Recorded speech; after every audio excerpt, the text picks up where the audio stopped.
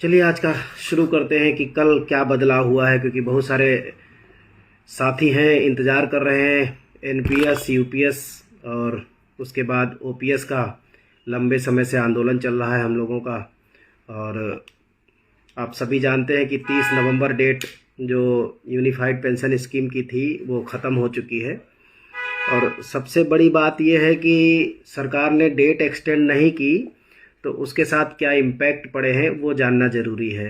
क्योंकि जब unified pension scheme आई थी तो ये कहा गया था कि 31 मार्च 2025 तक जो लोग रिटायर हो चुके हैं, 31 मार्च 2025 से पहले पहले जो लोग रिटायर हो चुके हैं वो यूनिफाइड पेंशन स्कीम में जा सकते हैं।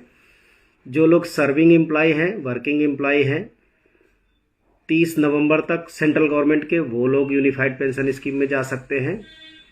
और जो लोग नई नौकरी में आएंगे, जो नए लोग होंगे नौकरी में, वो लोग यूनिफाइड पेंशन स्कीम में जा सकते हैं। खैर, पूरे देश में हम लोगों का यूपीएस का विरोध सफल रहा और लोकसभा के एक प्रश्न के जवाब ने सरकार ने ये बताया कि 1,22,000 मात्र कर्मचारी यूनिफाइड पेंशन स्कीम में अब तक शामिल हुए, जबकि डेट 3 बार बढ़ाई गई। एक बार 30 जून से बढ़ा करके सितंबर की गई और 30 सितंबर से बढ़ा करके फिर 30 नवंबर की गई। तो 2 बार तो डेट एक्सटेंड की गई। कुल मिलाकर के 3 स्लॉट मिले, जून तक, सितंबर तक और नवंबर तक। और हालत यह है कि यूनिफाइड पेंशन स्कीम में 3% लोग भी शामिल नहीं हुए। तो अभी तो डेट ख़त्म हो गई, तो डेट ख़त्म होने का मतलब जो अब एग्जिस्टिंग जो एम्प्लॉय हैं वो भी नहीं जा सकते। एग्जिस्टिंग के अलावा जो रिटायर हो चुके हैं 31 मार्च से पहले, वो भी अब नहीं जा सकते। तीसरी बात, जब तक कि कोई नया सर्कुलर नहीं आ जाता, नया नोटिफिकेशन नहीं आ जाता, तब तक जो नए लोग नौकरियों में आएंगे उनको भी यूनिफाइड पेंशन स्कीम में टेक्निकली उनको शामिल नहीं किया जा सकता, क्योंकि यूनिफाइड पेंशन स्कीम अस्तित्व में नहीं रह गई आज की डेट में। नए लोगों को भी अगर यूनिफाइड पेंशन स्कीम में सरकार लाना भी चाहती है तो उसके लिए उनको अलग से नोटिफिकेशन तो ज़रूर निकालना पड़ेगा। तो ये तो खैर रही यूनिफाइड पेंशन स्कीम की बात।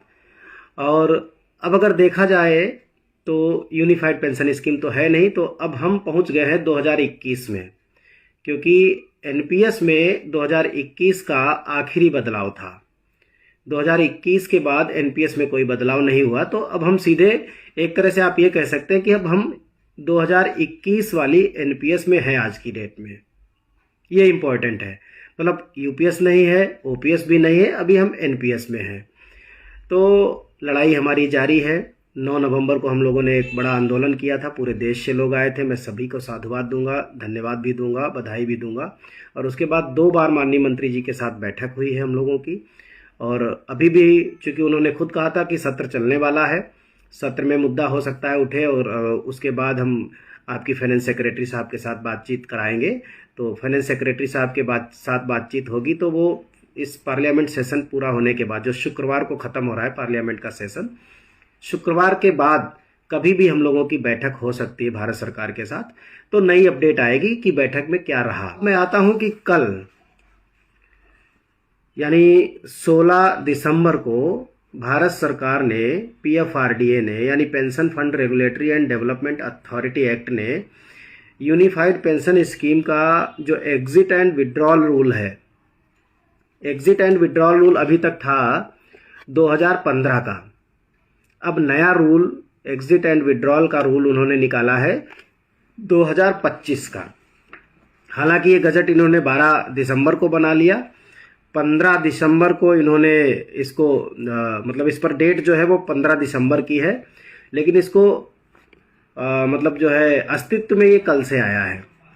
तब से मैं लगा था, 22 पेज का टोटल गजट है, मैं इसको पढ़ने में लगा हुआ था कि क्या क्या इसमें बदलाव हुए हैं, हमारे मतलब के कौन से बदलाव हैं या नहीं हैं, और हुए हैं तो वो क्या बदलाव हैं।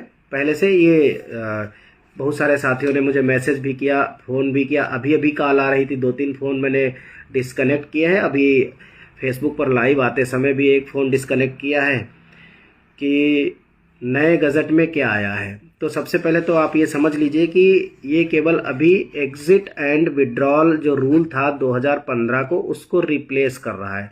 उसकी जगह पर ये नया रूल आ गया है न्यू पेंशन स्कीम का, या जिसे नेशनल पेंशन सिस्टम कहते हैं। सही नाम इसका नेशनल पेंशन सिस्टम है। तो मैं मोटा मोटा इसमें बता देता हूँ। मैंने पूरे गजट को समराइज किया है।